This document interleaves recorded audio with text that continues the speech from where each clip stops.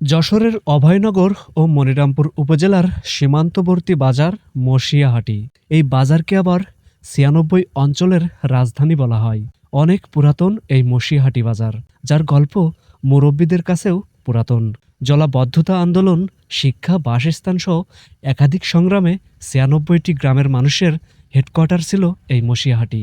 তাই তো এই মসিয়াহাটিকে ৯৬ অঞ্চলের রাজধানী বলা হয়।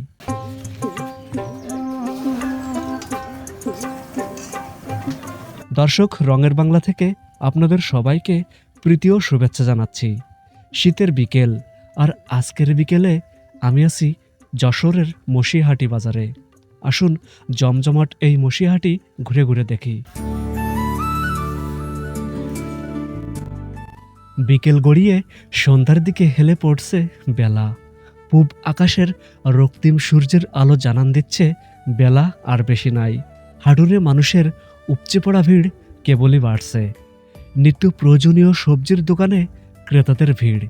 পাড়ার কাকিমারা এই বাজারকে নিজের বাড়ির মতো মনে করে। স্বাধীনতার গর্ব বুকে নিয়ে তারা কেনাকাটা করে। কোনো ঝামেলা নাই। এই বাজার নারী পুরুষ উভয়ের বাজার, তাই ইফটিজিং বা সম্মানহানির কোনো ইতিহাস নেই মসিয়াহাটিতে। তাজা তাজা শাকসবজি পাওয়া যায় এই মসিয়াহাটি বাজারে। সদ্য ক্ষেত থেকে তুলে আনেন কৃষক, বিক্রি করেন এই বাজারে। সনাতন ধর্মাবলম্বীদের প্রিয় হাট মসিয়াহাটি। হিন্দু মুসলিম পাশাপাশি চলে এই হাটে। এক বেঞ্চে বসে চা খাই একসাথে, গল্পে গল্পে সময় কাটাই একই সাথে। ধর্ম যার যার, মসিয়াহাটি সবার। নারিকেল, যশোরের খেজুর গুড় আর তেল মশলা সবই যেন কিনতে পাওয়া যায় এই হাটে। প্রতি সপ্তাহের রবি আর বুধ এখানকার হাটবার, তাই হাটুরেদের ভিড়ে সপ্তাহের 2 দিন জমজম করে গ্রামীণ এই বাজার। মসিয়াহাটি ডিগ্রি কলেজের প্রবেশ গেটের 2 পাশ জুড়ে সপ্তাহের এই 2 দিন বসে মাছের দোকান। কাঁকড়া, চিংড়ি সহ নানা ছোট বড় মাছে ভরে ওঠে এই হাট। জলাবদ্ধ এলাকা, তাই এই হাটে অনেক প্রকার মাছ কিনতে পাওয়া যায়।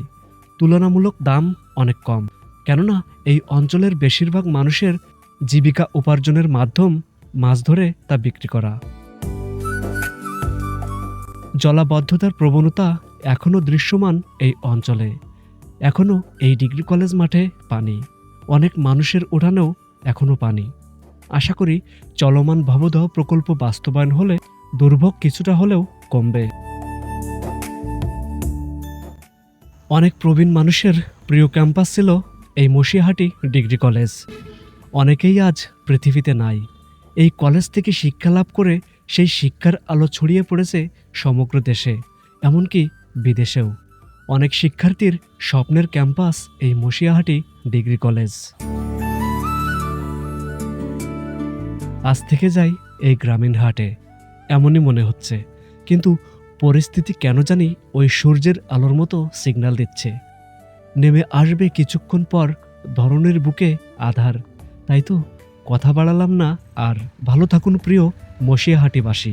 এতক্ষণে যারা যারা সাথে ছিলেন সবাইকে অসংখ্য ধন্যবাদ। দেখা হবে আবারও নতুন কোনো গল্পে, নতুন কোনো শিরোনামে। আল্লাহ হাফেজ।